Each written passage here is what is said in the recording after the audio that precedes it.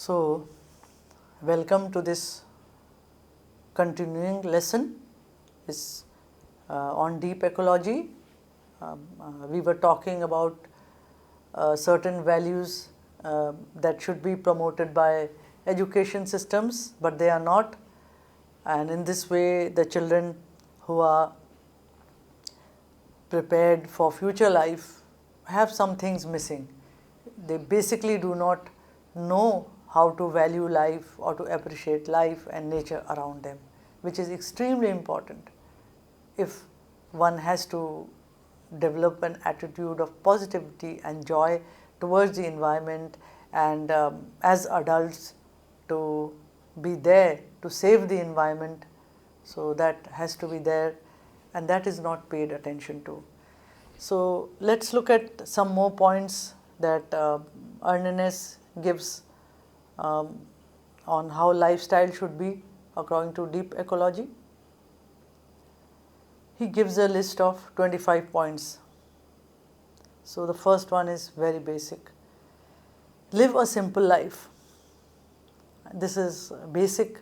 One should not go after high standards, excessive goods, excessive comforts, indulgences. One should focus on the simplicity of existence and on the basic needs, and in this way a person is much happier. And he demonstrates from his own life how he lived in that hut which had bare necessities, and how he was so happy and so whole within himself that he created a whole philosophy by living there.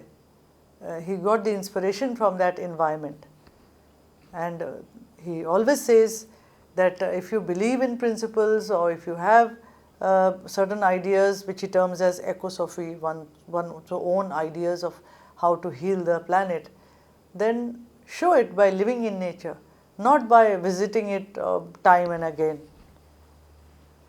And he says, pick activities with intrinsic value. Do not do things that are, that waste your energy. Pick activities with intrinsic value that are important, that will connect you with the environment, rather than that which will disconnect you, which will make you feel the wholeness and the completeness of life. Do such things. Practice anti-consumerism. Don't go for the glib talking ads, for the way they deceive the viewers, the market forces, how they aim to deceive viewers and to get attention so that they may get maximum capital. So better not to be so much into consumerism, better to lead a simple life, and all our great leaders have talked about that. Gandhiji was an important example of the simple life, the way he lived in his ashram. He demonstrated what he believed in. Increase sensitivity and appreciation of goods in sufficient supply.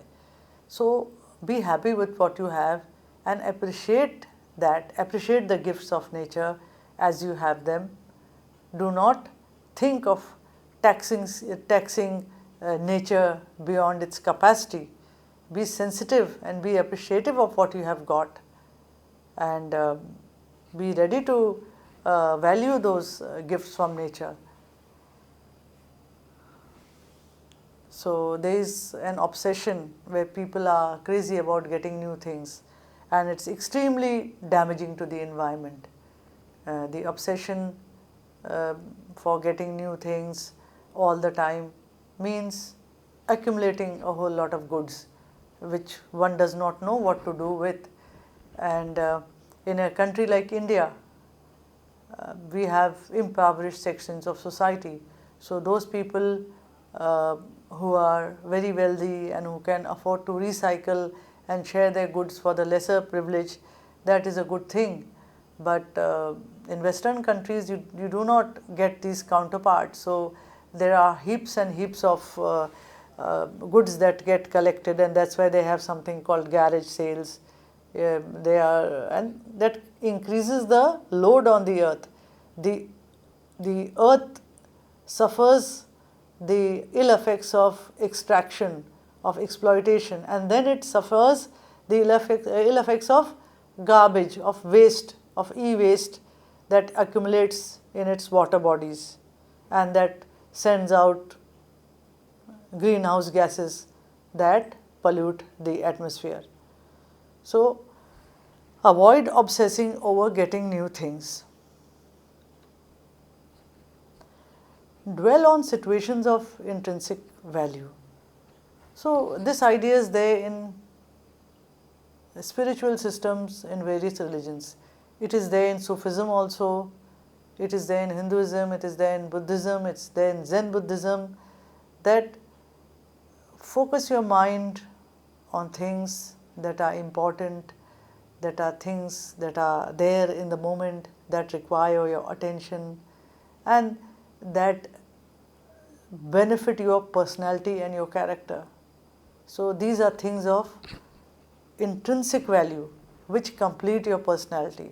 So, dwell on such situations rather than those that damage you and damage your personality. Appreciate ethnic and cultural differences. So, encourage diversity in your neighborhood, in your school, and appreciate the differences of dress, of belief, of language, of religion, of race. So, diversity, cultural diversity in humans is linked to natural diversity according to deep ecology. Maintain a global solidarity lifestyle, not higher than that of lower sections of society. So, this is deep living, this is deep consciousness, this is a kind of self-realization, trying to live on level with the general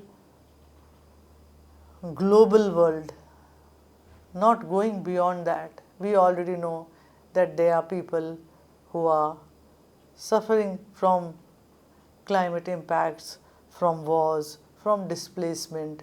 So, he says not to be immoderate, not to go miles beyond what is happening in the world today, to be balanced and modest in one's lifestyle, keeping in mind what is happening in the world today, not to indulge in excesses. So, follow a lifestyle that is simple and does not cause injustice to fellow beings. Fellow beings are humans as well as non-humans. So, when we think about the building of dams, or we think about the cutting of trees to build roads for the effort and the ease of human beings, we forget about the non-human world. We forget how the non-human beings, the birds and the insect populations, etc., the animal populations get displaced for the sake of human beings. So, it is better to live a life in which one does not cause injustice to fellow beings. And it is not that roads should not be built, that progress should not be made, but there is a way of building, of constructing, of having civilizations, keeping in mind the natural world also. So, it gives me great happiness whenever we have gone to any national park where there are wildlife parks and all, where there are winding roads in between the forests, and then they say that give animals the right of way, and that is a beautiful expression of this justice to fellow beings, that you are here in the territory of other non-human beings, so give them the right of way. If wild elephants or lions cross, first let them cross, then you go. So, this is a beautiful idea. Seek depth and richness of experience rather than intensity. So, do not think of getting everything in a moment. That is about accumulation, which is promoted by capitalism. Think about the slow and deep and rich experience that you get by connecting with the environment, and that is not instantaneous, and that is not about how much money you will earn. It's just about connecting heart and soul with the environment and developing a positive sense and positive ideas of preservation and saving the planet. So this just says what I said. Just don't think of money all the time. When you are doing some work, just do not focus on earning a living. Focus on developing yourself also. Focus on completing your personality also. The work that you do should be so meaningful that it should not be only about earning money. It should be meaningful to your personality, to your heart and soul.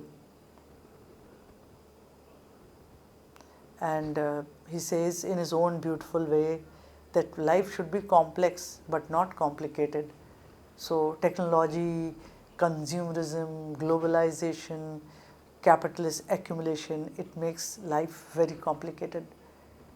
Goods keep coming in and we keep being pushed by ads to buy more and more, which complicates things for us. How do we get rid of the old stuff that we bought?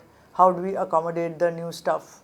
And we create disbalance with those who have less, and we create disbalance in the environment also. So he says life should be complex. Live the moments of life.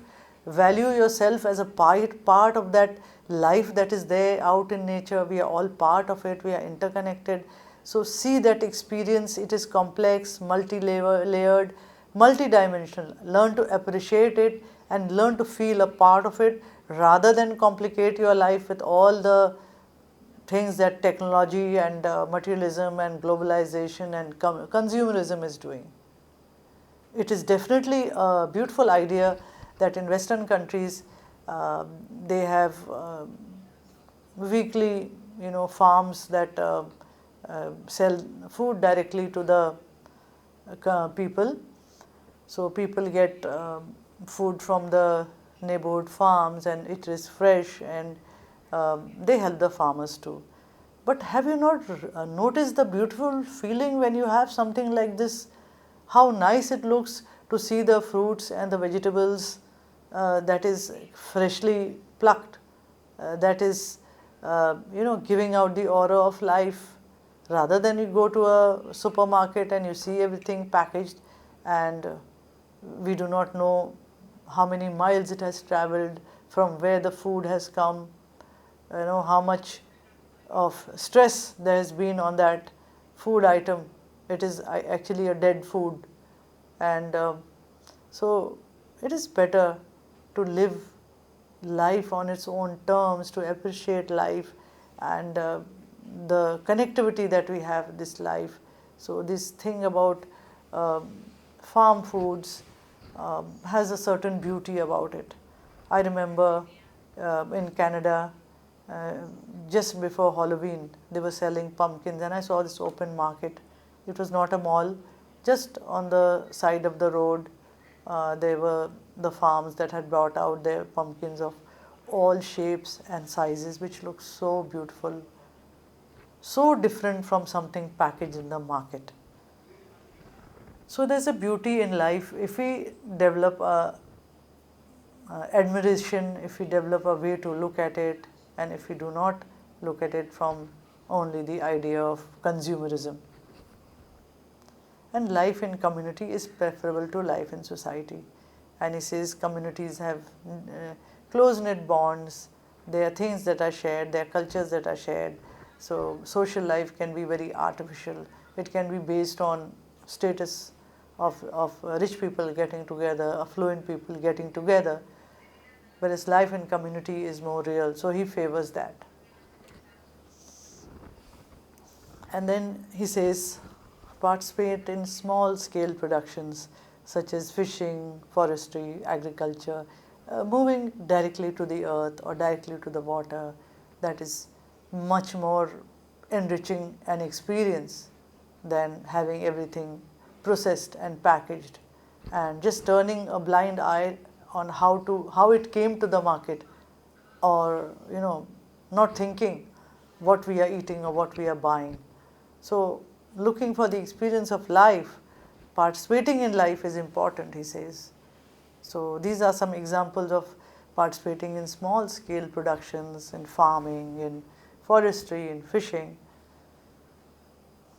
And as again he said earlier too, that needs are important and we must have enough for our needs but not for our desires. We should try to limit our desires, scale them down so that we may bring justice to the environment. And this is his lifelong philosophy, that living in nature is better than visiting beautiful places. He says if you believe that you love nature as he loves mountains, Hallingskarvet is the mountain range in Norway, and he was in love with it ever since he was a child. It was a father figure to him, and eventually he reached a spot there in the mountains, and he built a hut for himself.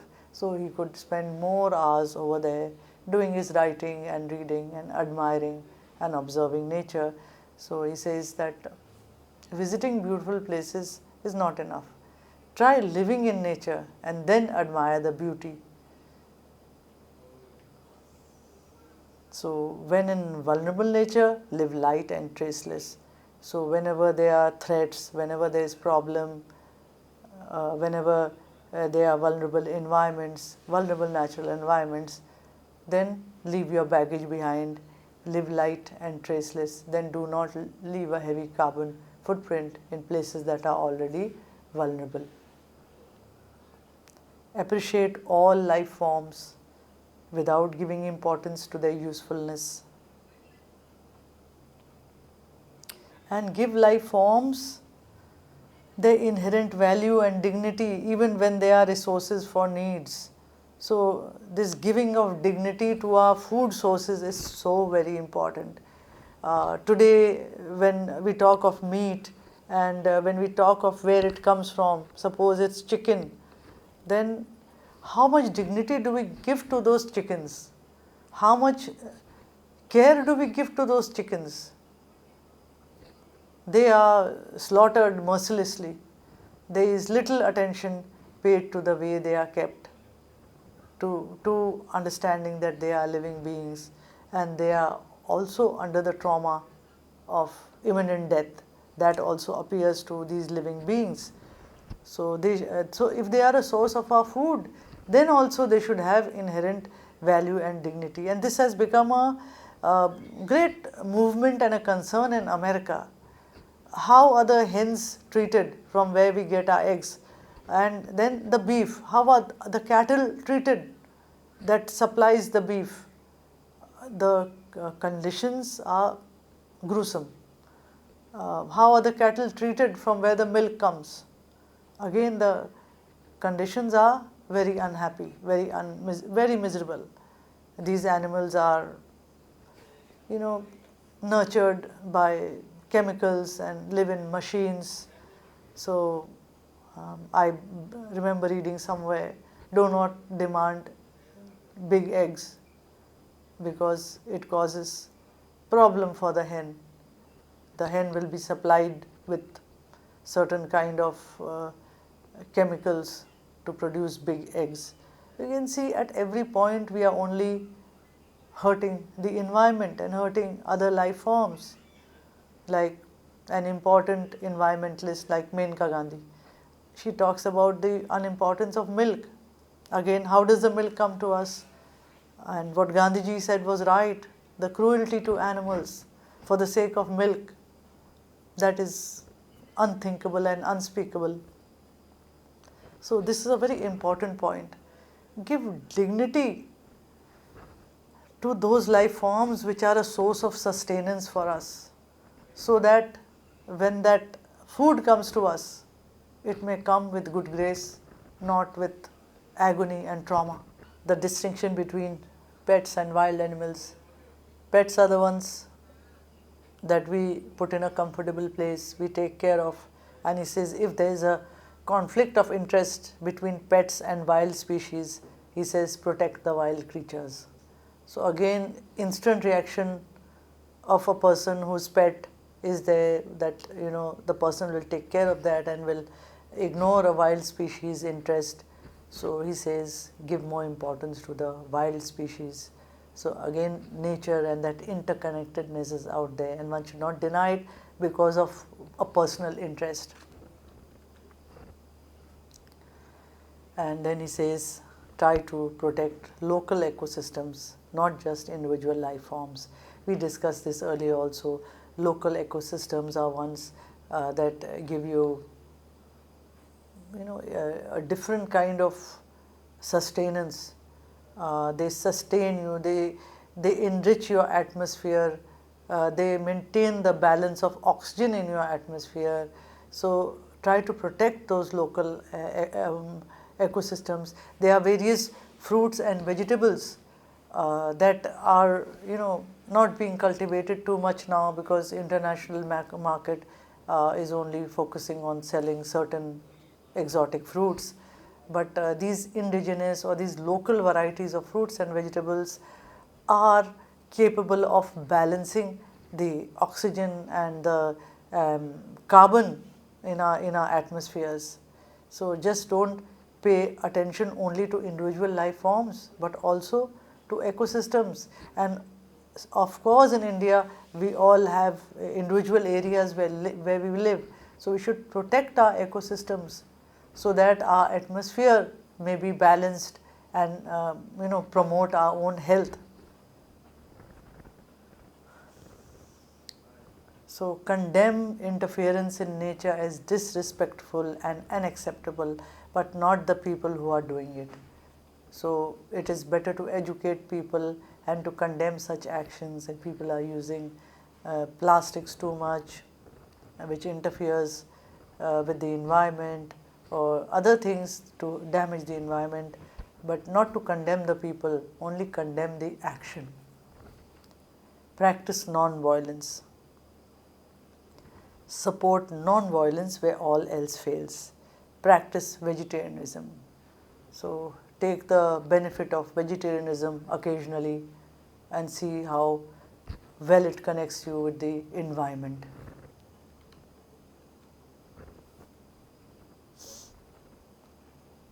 In one of his later works, Life's Philosophy, he restates his old beliefs, and he equates the nature and the interconnectedness of life and its flow and movement to the flow of human life. And he says the halts in life are important to enjoy the beauty of life and absorb its inherent values. So the pauses in life are important. You cannot make everything uniform. You cannot polish out all the flaws, all the halts in life. Everything cannot run like a machine. Life is unpredictable. It flows, and there is no certainty of the future. So he says absorb the values of life and enjoy the beauty of life. So to quote him, a beautiful sunrise, a loving smile, a touching piece of music, a cloudless sky. So he speaks like a poet, but these are all parts of that interconnected nature of the environment of which we are a part. And he differentiates between activeness and activity. Activeness means, this word was referred to earlier also, activeness is something gives us true happiness. So it means total engagement with nature. And when we engage with nature, when we engage with life, we come to this idea that anything may happen. Life is unpredictable. This means being open to the future, which has possibilities beyond imagination. There is absolutely no guarantee of things happening or not happening in nature. Possibilism and pluralism are important beliefs for him. Anything is possible. And pluralism is multiple cultures coexisting, diversity of cultures. So, pluralism also refers to the varying perspectives of a subject or situation. So, it also refers to various perspectives. So, one should not have a limited view or a single-minded view of anything. We should let it open to perspectives on whether it is a subject or whether it is a situation. This enriches one's personality. This completes one's personality.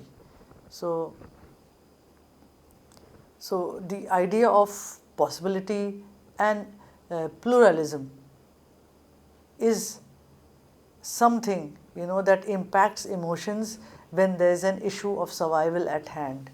So he tackles this thing of survival also in this environment, and he says plurality and possibilism, these two things are very helpful. Why?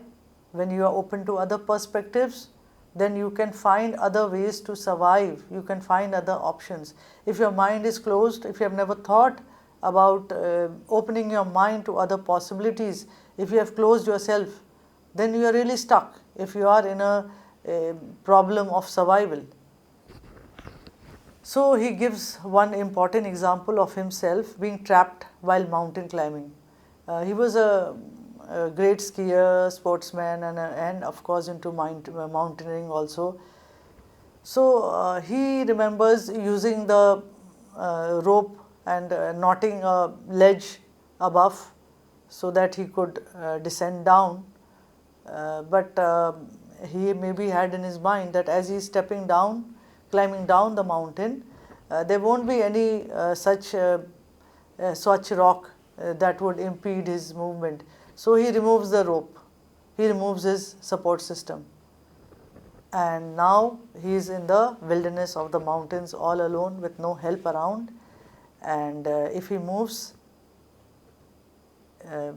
he might fall if he tries to climb down without any support. So he could be stuck, he could die of hunger and thirst, or the option, he could try his luck, he could take a chance and try his luck. So this possibilism and this pluralism is something giving other options a chance. So he survived because of his action, and it reminded him that there are always possibilities of survival. Think of possibilities and they are there. So this is the mark of a developed personality, of an open mind, of one that connects with life, it opens to the environment and which opens to life. So now let's discuss the influence of Spinoza. His ideas in deep ecology are greatly influenced by Mahatma Gandhi and Spinoza. Næss analyzes the philosophical ideas of reason and emotion put forth by Spinoza, which form the basis of the deep ecology philosophy. He also maintains that Spinoza is perhaps the only philosopher who makes emotions a major instigator towards action.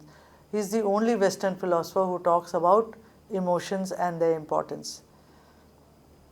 He says, Spinoza distinguishes between active and passive emotions, which are equivalent to our understanding as positive and negative emotions. Active and passive emotions are equivalent to what we see as positive and negative. Let us see what is positive and what is negative. An active emotion is one where one embraces the universe, one moves out, and one develops one's personality, one sympathizes, admires, appreciates, one moves out of one's narrow views, and in this way completes his personality. So that is active. And passive is when one will not move, one will feel sort of a stunted growth. So such a person, if he sees somebody who is feeling miserable, it will give him happiness. If he sees somebody is happy, it will cause him misery. So these stunted feelings, this closed in idea gives rise to jealousy, envy. So Næss says, I quote, My attitude to Spinoza resembles that which I have towards Gandhi, taking account of both his writings and his life. The stories about Spinoza are just as uplifting in regard to the character as the tale of Gandhi's life.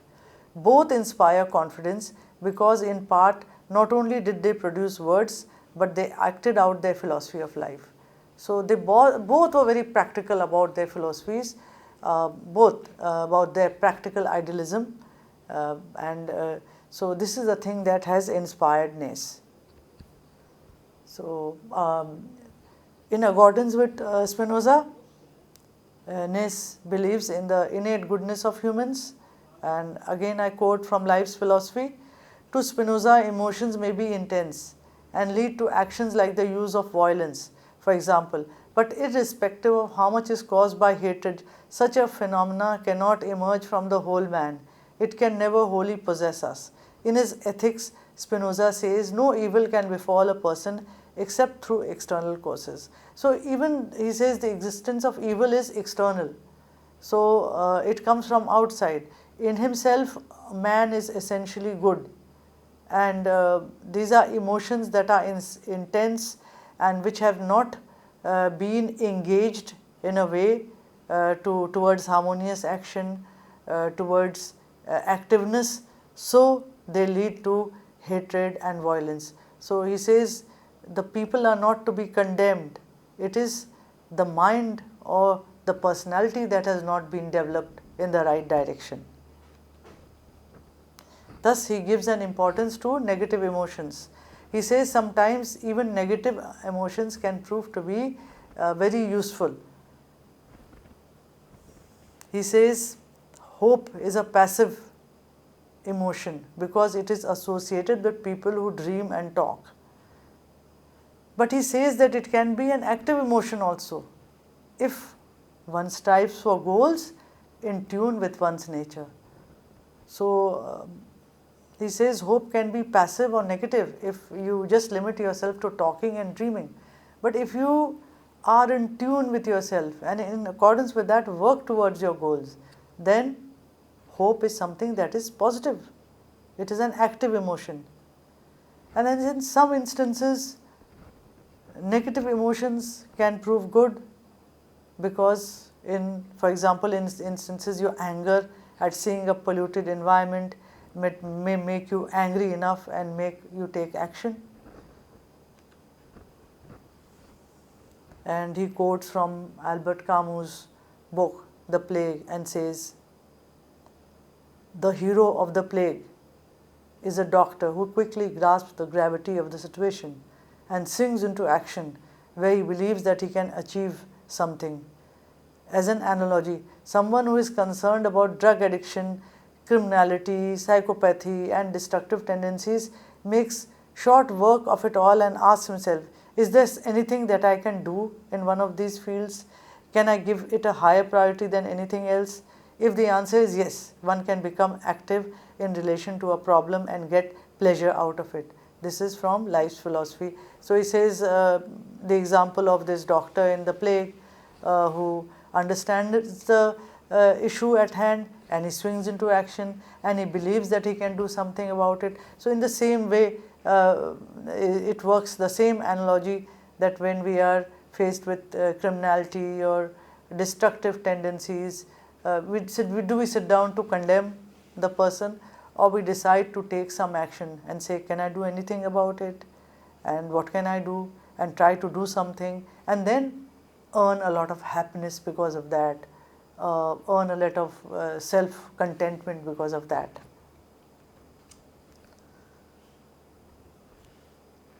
So we talked about Mahatma Gandhi's idea of moksha. So Næss also talks about freedom, and that freedom is essential to make important decisions. He connects active emotions with freedom. So active emotions which help the development of the self, which complete the personality, they lead to freedom. They lead to freedom to make decisions because you are not bound by superstitions and restricting ideas. Your personality is developed enough to make decisions. It is free. So looking deeply into ourselves can help us change negative emotions to positive emotions. Positive emotions can bring maturity to the personality as he or she aligns with one's true nature and gives one freedom to take decisions. The minds of our fellow beings, according to Spinoza, are conquered not with weapons but with love and generosity. Again, this quote is from Life's Philosophy, and he quotes Spinoza by saying that we can conquer more people with love and generosity than with weapons. So, this was what we discussed about active and passive feelings, and it is definitely active feelings that develop one's personality, and they are related to one's inner self, and they help develop a love and empathy for the environment, and for that we need positive and active feelings. And they active and positive feelings, they lead to the development of our essential nature and consequently lead to our freedom. So there are various concepts that even Spinoza has given, and Næss quotes from them. So he talks about the various concept of 8 concepts of how emotions can affect goals. So he quotes 8 concepts by Spinoza: to be understood as one is and not by something eternal. This not by something external. This applies to all actions, past, present and future intentions too. So one needs to be understood for what one is, not by what is outside us. And one needs to be active rather than passive in what concerns oneself. And one needs to be the cause of something, to be able to create things, to be able to be innovative and free, rather than to be at the mercy of anything, to be the effect of something.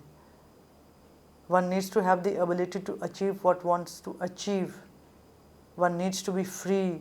One needs to carry out and finish off what one tries to achieve. And one should be in touch with one's inner self to do what one is entitled to do, what comes from deep within. And one should uphold and maintain that which he wants to be. And all this is an inside job. This is coming from inside, being true to oneself. He borrows the statement from another Norwegian playwright, Ibsen, to thine own self be true. So this is very important as far as emotions are concerned, and that makes one active, one positive, and one becomes actively engaged in saving the environment, in working towards helping and healing the environment. So let us stop here for today. I hope I was able to give you a good understanding of Arne Næss and deep ecology and the various influences that he drew, such as from Mahatma Gandhi and Spinoza. Thank you.